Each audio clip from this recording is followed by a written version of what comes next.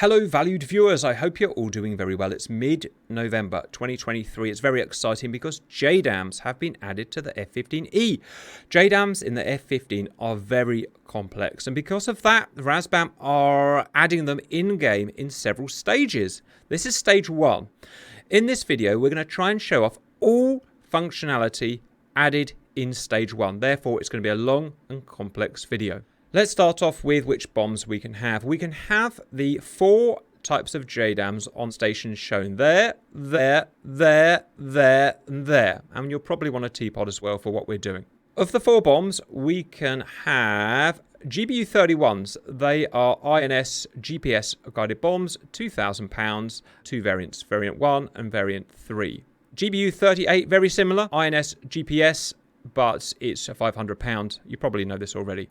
GBU-54, like a GBU-38, is £500, but it's an LJDAM. It has additional functions to be guided by a laser. All 4 of those bombs can be driven simply by coordinates. The GBU-54 has the addition that it can be guided in via laser. All 4 of those bombs, using their coordinate mode, so their GPS INS mode, can be used on multiple targets, so multiple bombs being dropped on one attack run. That differs from the GBU-54 in laser mode, which realistically you can only drop one of those per attack run because it needs to be lased until the bomb hits the target. And we're going to show all of this off, obviously. Because we're going to show all functionality off today, we're going to do 2 missions. Mission 1 is what we see here. We've got 4 GBU-31s and 3 GBU-38s.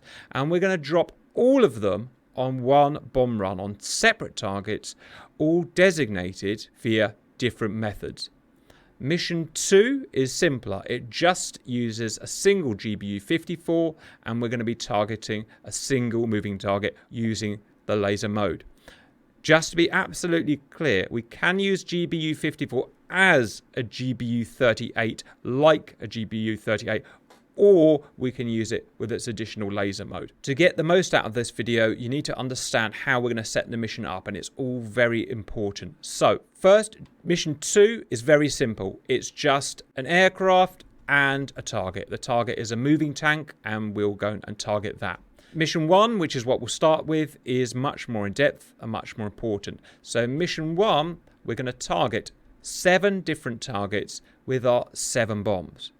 The way a JDAM works without the use of the laser feature is that you will program it with a coordinate. You'll drop it and it will guide itself to that coordinate, fire and forget. The complexity comes in how we send the coordinates for the targets to each bomb. Targets 1, 2 and 3 are identical hangars. How we're going to populate the coordinate into the bomb is through CC mode. There are 3 different modes we can use to populate the coordinate in that bomb. One is CC mode. That means from the data cartridge from a mission briefing. In DCS, it means from the mission editor. There's weapon mode. Weapon mode means that we can populate the coordinate in the bomb through one of our 5 onboard sensors on the fly in the air. Targeting pod, air-to-ground radar, navigation system, UFC by typing in numbers, and SIT mode. SIT isn't in the game yet, so we'll come back to that when it is. There is a 3rd mode that we can use called TOO, Target of Opportunity. That is coming in a later stage. For today's purposes, we have CC mode and we have weapon mode. Targets 1 to 3, we will set the bombs up through CC mode, mission editor. They'll be on program 1, which will cover the GBU-38. Target 4, this guy here, is a shop. We will use weapon mode to populate the bomb through the TPOD. That will be on program 2. It's on a separate program because it's a different type of bomb and you can't mix and match types of bombs in a single program. Target 5 is a whopping great power station. We will populate through weapons mode using the air-to-ground radar. Program 2 and a GBU-31. Target 6 is a house. Weapons mode, navigation system. Program 2, GBU-31. Target 7 is an office. Weapons mode through the UFC. Program 2, GBU-31. First, let's do what we need to do from the mission editor. The CC method needs to be populated through the mission editor, so let's get on with that and do targets 1 to 3. So click on our aircraft, mission 1 aircraft, zoom into the area we want to bomb. Now use this tab here, navigation target fix point. Click there, add, click there. We've now added our first point. We need to add comments to tell the aircraft where to store this point and add any terminal parameters. We'll explain it as we go. First, we need to tell where to store this point. Always start with a capital M. First, we need to tell it which set we're going to store this point in. There can be a maximum of 9 sets, and obviously we're going to start with 1. Set 1. In each set can be up to 8 missions. A mission is one of these target points. Note, though, that there can be a maximum of 40 missions. So I want to make it mission 1, so dot 1, M1.1. Next, we need to populate the terminal parameters. They are the direction, the angle, and the speed that the bomb hits the target at. Why is that important? Well, in real life, you have to avoid collateral damage. You don't want to hit other buildings and so on. Adding to our comment, first, our heading, H, and then 3 digits to specify the heading that the bomb will be traveling on as it hits the target. Well, we know we're coming from the sea, so that's pretty much that angle there. So if I draw a line going like that, heading 045 degrees. I think let's go with that. Whoops, I've unselected the aircraft, so let's reselect the aircraft. Zoom in. There is our point that we were working on. You need to go to that tab there. Edit. And you can cycle through the different points. We've only got 1 point. Right, so H heading 045 degrees, and it must always be in that format. If we put H-1 like that, that defaults the heading to the current heading of our aircraft. I don't want to do that. 045. Next line, angle. A for angle. It can be between 65 and 89 degrees. So if it was 0, the bomb would be coming flat along the ground. If it was 90, straight down. So somewhere between 65 and 89, and let's just say 70. Finally, the impact speed of the bomb in feet per second, V, between 700 and 1200 feet per second. Well, I don't really know what I want, so I'm going to put 800 feet per second. Note that at the time of making this video, the speed doesn't actually work, but it's probably a good idea to get used to putting it in, and you can nullify it or put it to default with V0. I'm going to make the other 2 points now. I'm just going to copy and paste this here. So copy, left control C. I'm going to add a new point, and it's going to obviously be there. And this one is M1. It's still part of the same set, but I want mission 2 of that set. Enter, left control V to copy those same parameters. And again, you could make them different parameters, but I don't see the point. Add again. Next point. M has to be capital M. This time I want to be set 2. I don't have to. It's just I want to show you that I can have a different set. Set 2.1. Mission 1 of set 2. Enter, left control V, and that's it. We have now populated 3 points for the CC mode through the mission editor. The way that these will actually get from mission editor to the aircraft system is via a DTC, a data transfer cartridge.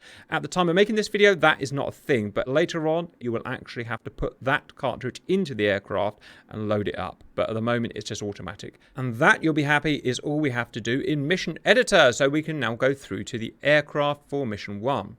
Right, in we go. Let's start with mission 1. Active pause. Very important. First, master arm on. And air to ground mode on when it loads in. Done. Next, right screen. Cycle through to menu 3. Smart weapons. This is where we populate the data, the coordinates into the weapons. Note that we have a plan view of our stations. Each station has 3 bits of data. We have the type of weapon, the weapon source, and we have the weapon status. Type of weapon is obvious. Weapon source. If it shows weapon, it indicates that no program was transferred to the weapon from the data cartridge, or that the program has been manually changed in the weapon memory mode. If we are in CC mode, it will show CC X-Y, where X stands for the set. Remember, we set sets and missions up in the mission editor. And Y shows the mission or the target within that set. If we've populated one of these weapons through a TPOD, our air-to-ground radar, our HUD, or SIC, or other, then it will display that. Finally, if using TOO mode, it will show TOO. TOO is currently not a thing. It will come in a later stage. The lower line, the weapon status, can be init, standby, ready, degraded, fail, or hung. If we just look at the top three, init means that the weapon is initialized, so it's aligned, but doesn't actually have the data it needs to drop. Obviously, I've not populated these weapons, and by default, the weapons will be not populated. Standby means that the weapon is ready to be used, but is either not in an active program, currently in program 1, which I've not set up, so it could be that, or the master arm switch is not on, or we're not in air-to-ground master mode.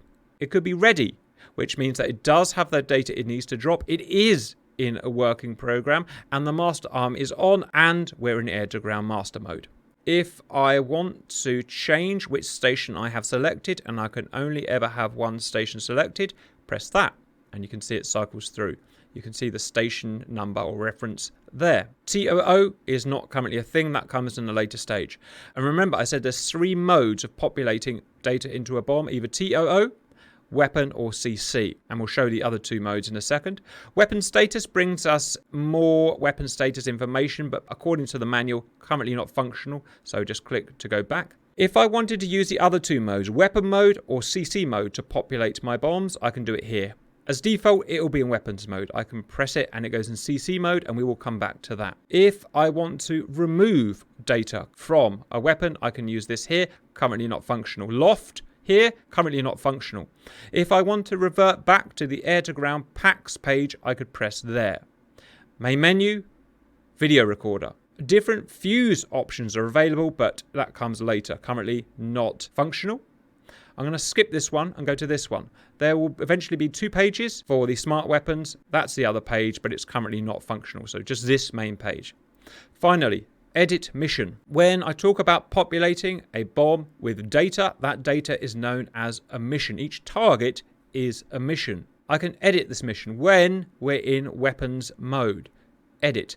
This allows us to edit all the various parameters of the mission or the data in that bomb. It's very complex and needs explaining properly, and we'll come back to that later in the video. So for the time being, back to smart weapons. If I was in CC mode instead of weapons mode, some of these options change. We can now cycle through the set and the mission or target within each set, which came through from the mission editor. With a chosen mission and set, we can also transfer that data through to the selected weapon. As well as that, instead of editing a mission or a target, we can only view, when in CC mode, that mission. Go through there.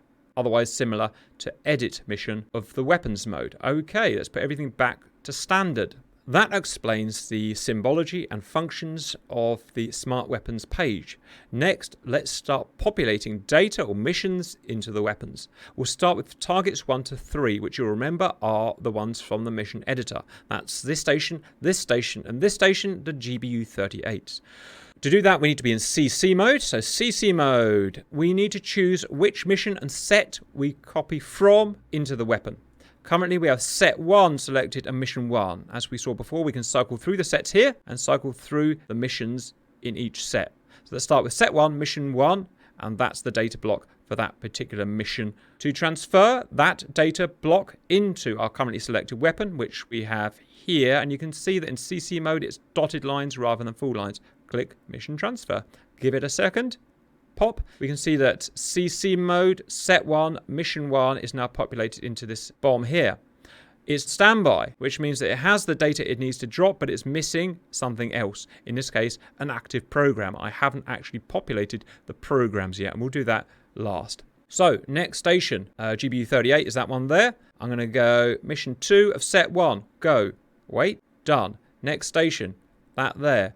I want to go, it was set 2, mission 1. It was next, wasn't it? Set 2, mission 1. Populate. Done. 3 bombs populated from mission editor or a data cartridge ready to drop. Next, we want to do our GBU-31s. And we will designate these via the methods as I set up in the beginning. This one, TPOD. This one, air-to-ground radar. This one, NAV sequence. this one through the UFC. So let's get to our first one. There. Let's use the TPOD. Zoom out. Left screen. Menu. TPOD. Obviously, for all this to work, I expect that you can use the various systems like TPOD. Make it soy. Castle switch left long. Drive it up and down with TDC. Find a target. There it is. Zoom in. Auto acquisition forward. Expand. Auto acquisition forward again. Find the target. What was it? It was on the left of the big thing. I think it was a shop or something. It doesn't really matter. Get it as accurate as I can. This TPOD's a bit naff, but I think that's the most accurate I can get it. TDC, press to designate. And we are designated. Now, back to our special weapons page. First, we can't do this in CC mode. This is an on-the-fly designation. So, weapon. Note at the top, it shows that our current designation method is TPOD. So, with this guy here selected, click it. Wait. Alright, we've now populated this station via the TPOD. It's standby, so it's still waiting for something. Again, it's the program is what it's waiting for. And you can see it's designated it with this data block here. Let's do this one here with the air-to-ground radar. So I'm going to go to our next station, PIP. And we're going to go to air-to-ground radar. So menu, air-to-ground radar. We're going to make it soy. Castle switch left long. Done. All right, I'm going to move my little box over to where I think the target is. I think it's about there. I'm going to press TDC press and poop. Whoops, it's in the blind zone. Yep. Again, I expect you to be able to use the air-to-ground radar and stuff. I'm not going to explain it all. Right, we've got to move off axis. Let's do that. That should be enough. Level out. Repause. Move our cursor with our TDC onto the target roughly. Make sure it says map here. TDC press. Pip. Let it populate an image. Did we get lucky? Look at that. First time viewers. Oof. Right. What we can see is the triangle shows our latest designation from the TPOD, which was that guy there. And I actually note it's slightly in the wrong place. And maybe we'll miss slightly because it's hard to designate things accurately through a TPOD. It should be near enough for what we want to do there. Right. Anyway, move my cursor onto the thing I want to bomb. It's the big thing is what I want to designate. Target 5. I'm going to change my method to target designation. And I'm going to press TDC press. Ping. I've now designated through the air-to-ground radar that big building there. Target 5. Move back to here. Make sure we've got the right station selected. And we have. We've now got transfer from the radar. Press. And obviously it's transferred the data block from the radar. Now we're cooking on gas, viewers. Right, next station. This one, we're doing through a sequence point. Let's just get our heads together. The first thing I want to do is undesignate what I've got designated through a radar. So currently we've got transfer radar. We don't want that. So I'm going to press boat switch aft, pip, and we're now no longer designated. As well as that, I don't really want to have my soy on the radar anymore. So what I'm going to do is put soy down to the TSD here. I'm going to do that via castle down long. Pip. All right. And just for good measure, let's get out of that altogether. Now we've got steer point 1 selected. And you can see there's that circle there. That's no good. We need to make it a target 1. To do that, click there. Then go 1 dot there. Then go menu. And this is really weird, I know, but it's just how you do it. Then go 1 dot there. To do that, we've changed steer point 1 to target point 1 and selected target point 1. You can see we have a target 1 dot selected. Look in here. We now have transfer sequence point. All right, press it. This station has now been populated with sequence point 1.1. Woohoo! Finally, viewers, this station, pip, we need to do manually through the UFC. This is where it gets not complex. In fact, it does get complex. To do that, you need to be within weapons mode, and you will select the guy here and go to edit mission. Now, the first thing I want to say is that this brings us through to the edit weapon page, but because it's an empty bomb, there's no data, it makes it hard to look at. So what actually I'm going to do, and this seems a perfectly valid way of doing it, is I'm going to go back here. I'm going to temporarily populate it with a CC data block, then swap over to weapons mode and edit that data block. That makes it a lot easier to look at, in my opinion. So with this guy selected in CC mode, I'm going to populate it with set to target or mission 1. Go. Done. Now go to weapon mode. Now I can edit that mission. You can see it's got some numbers in now, and it's a bit easier to look at. Before we go any further, we need to really explain this screen. Station, so we're on right, conformal, actual station 3, quantity 0 because we don't have a program selected yet. We'll do that later. You can see we also have set 2, mission 1 here, but we're going to essentially make that obsolete because we're going to edit it. We have 5 data blocks, and these are very important to understand. Data block 1, data block 2, data block 3, data block 4, data block 5. Let's start with this data block. It shows the information for the target. That is where the bomb is going to hit. In this case, I've just brought it through from the mission editor, and we'll change it. This block is terminal parameters. Again, it's come through from the mission editor. So where the bomb's going to hit, how the bomb is going to hit that target. Next is an offset point. This is not in yet. It will come later. But what it means is that from the target, we can offset an angle and a distance. So for instance, if the target point was a building, but we actually wanted to hit a certain corner of that building or an outhouse, we could offset to that point. And finally, launch point. Where we want to drop the bomb from is what's going to be data blocks 1 and data blocks 2. Launch points and offset points are currently not in this stage. A bit of it's in there. You can actually go and edit some data and stuff, but it's not working yet. So just ignore it. Functions on this screen are we can obviously go through different stations, but in this case, we're going to stick on this station. We have up and down arrows and left and right arrows, and that moves our cursor about to which bit we want to edit. Edit has 2 functions. Either if we type something in the scratch pad here and then press edit, it will put what's in the scratch pad in that box. Or if there's nothing in the scratch pad, edit will cycle through different options where the cursor box is. Next, it's important to understand that when I'm changing numbers in here, I'm not changing them in the weapon. This screen is a buffer. I change the parameters in this screen, then I can copy them over or transfer them over to a weapon. I do that with these 2 guys here. First, do I want to transfer the info in this buffer to just a weapon or everything or what's in this program? Most of the time, you're going to want to use just weapon, and we will use just weapon today. I want to transfer what's in this buffer through to the one selected weapon. Mission transfer actually does the transfer. It transfers what's on this buffer screen to the selected thing. Main menu, recorder, undo, I think does work. It allows you to undo different levels of stuff that you've put in. 1 click will undo that particular parameter. 2 clicks will undo, I think, the whole page, the whole buffer. That takes us back to our smart weapons page, and this allows us to edit fuses, which is not in at the moment. Note, as well as an edit page, we also have a view page that's almost identical, and we'll use the view page if we're in CC mode rather than weapon mode. And it will just means that we can view but not edit. That's how CC works. Next, we were going to edit these numbers manually. We need to find the subsidiary structure, whatever it is. There it is, F10 menu. Put the cursor on the thing. Look at the top left of the screen. You can see we've got the MGRS coordinates. Strike Eagle doesn't work in MGRS coordinates at the moment. We need 3-digit minutes that long. So left Alt and Yankee changes through. I'm aware my voice is about to fail, but I'll keep talking for as long as I can. Wrong. Do it again. Wrong. Do it again. Wrong. Do it again. There.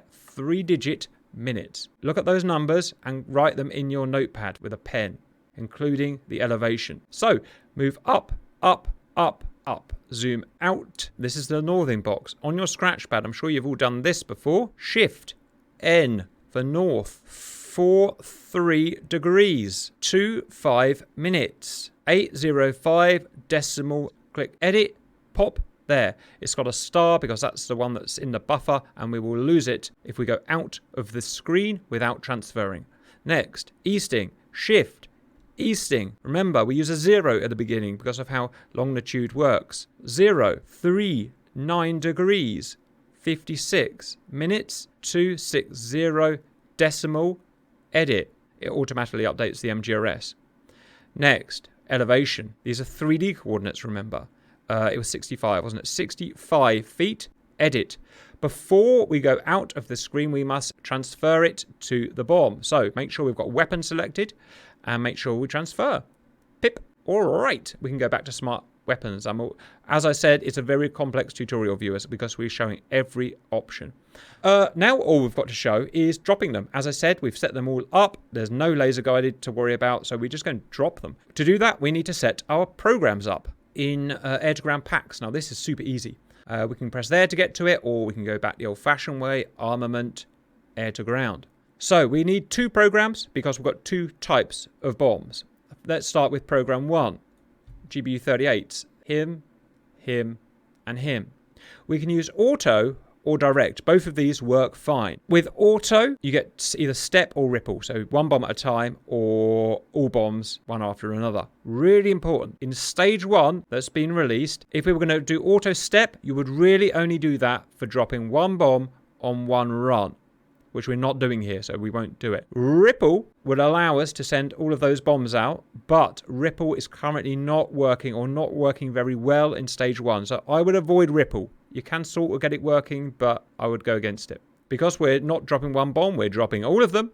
We're gonna, I just need to populate it so I can go back. We're gonna go direct instead of auto.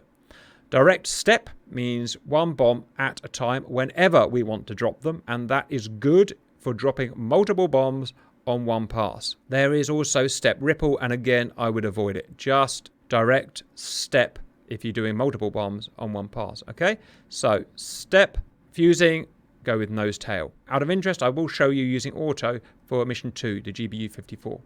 Right, program 2, U and U. Direct, step, nose tail.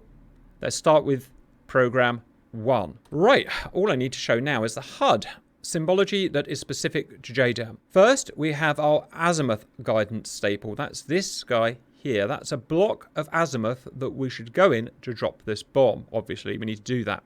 Generally speaking, the heading bug, this guy here, will eventually be in the middle of that staple. It might not, but it probably will be. Next, we have our range scale here. 0, more than 0.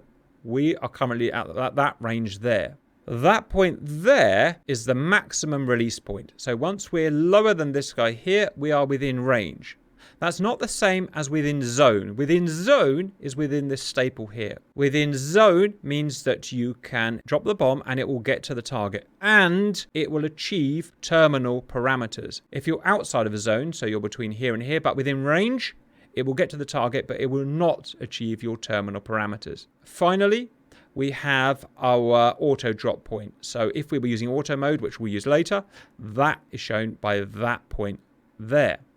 Then we have our data block. On current parameters, how many minutes and seconds before we get within range, time to maximum release. The next line is regards our launch points. And as I said before, launch points aren't really implemented yet. So if it says just target here, it means we don't have a launch point selected, which obviously we don't do because I haven't selected one and set one up because they're not working properly. Next, range to target in this case, or it would be launch point and target when launch points come out. But currently, range to target, nautical miles. Time to release. On current parameters, when will we reach the auto release point there? 1 minute and 9 seconds. Finally, type of bomb, JDAM. Mode, direct. We've also got a line of sight cue down the bottom. Whoops, down the bottom there. It's gone off the bottom of the screen. There it is. It's flashing because it's off the HUD. Right, that's it. Now, actually dropping these things, luckily, is beautifully simple. We just need your weapon release button. So I'm going to unpause, stabilize the throttle, move into the heading. Now, you see the heading zone there?